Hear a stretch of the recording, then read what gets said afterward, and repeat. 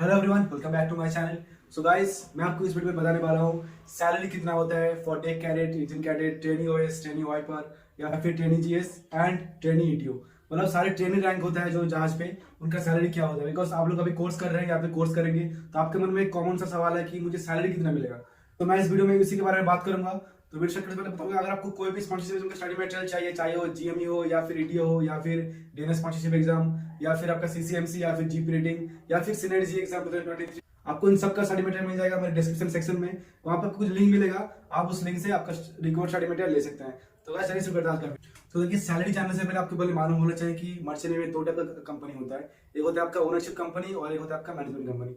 Ownership company मतलब क्या, उनका खुद का जहाज होता है, वो लोग खुद ही चलाते हैं, ठीक है। और मैनेजमेंट कंपनी मतलब क्या, मेरा एक मैनेजमेंट कंपनी है बट मेरे पास कोई अपना जहाज नहीं है, बट मैं बहुत सारे कंपनी से जो लोग जहाज का मालिक है मैं उनसे जहाज लेके मैं उसको मैनेज करता हूँ, ठीक है। तो ये हो गया मैनेजमेंट कंपनी और हो गया ओनरशिप कंपनी। तो सैलरी ओनरशिप कंपनी में थोड़ा ज्यादा रहता है कंपेयर टू मैनेजमेंट कंपनी, ठीक है। बिकॉज क्या है कि उनके लिए उनका जो प्रॉफिट हो रहा है उनका ही हो रहा है, और मैनेजमेंट कंपनी में क्या, जो भी प्रॉफिट हो रहा है फिर उनको शेयर करना पड़ता है, मतलब जो ओनर है जहाज का उनके साथ फिर कंपनी में रहना पड़ता है, तो डिफरेंस हो जाता है, ठीक है। तो ये होता है दो टाइप का कंपनी, ओनरशिप मैनेजमेंट। तो अभी बात करेंगे कि सैलरी का, ठीक है। मोस्टली सारी कंपनी में एवरेज अगर मैं बात करूं, चाहे ओनरशिप हो चाहे मैनेजमेंट कंपनी हो, अगर डे केयर का सैलरी बात करूं तो अप्रोक्सीमेट हो जाता है आपका $500 to $600 पर मंथ, ठीक है। $500 के आसपास हो जाते हैं for deck cadet, engine cadet, trainee OS, तीनों का सैलरी हो जाता है सेम $500 के आसपास।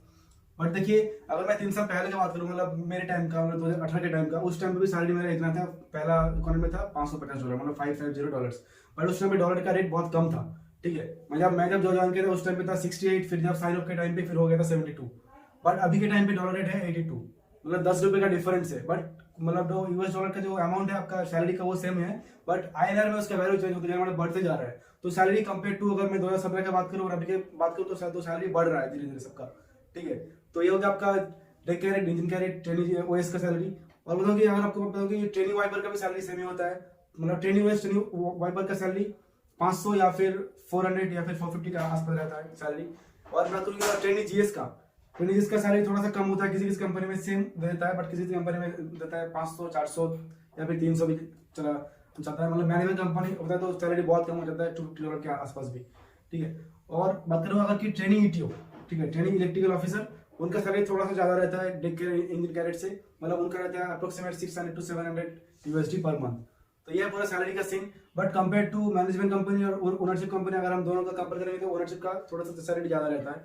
और ओनरशिप कंपनी में बहुत सारे कंपनी में आपको छुट्टी के टाइम पे भी सैलरी मिलता है, but not for training rank. अगर आप ऑफिसर जब बन जाएंगे, ऑफिसर या फिर इंजन ऑफिसर, उस टाइम पे आपको छुट्टी के टाइम पे सैलरी मिलता है, बट वो भी कुछ स्पेसिफिक मंथ के लिए। अगर आप पूरा 8 महीने के लिए छुट्टी पे जाते हैं फिर सैलरी नहीं मिलेगा उतना, 2 महीने 3 महीने के लिए, तो अलग बात है।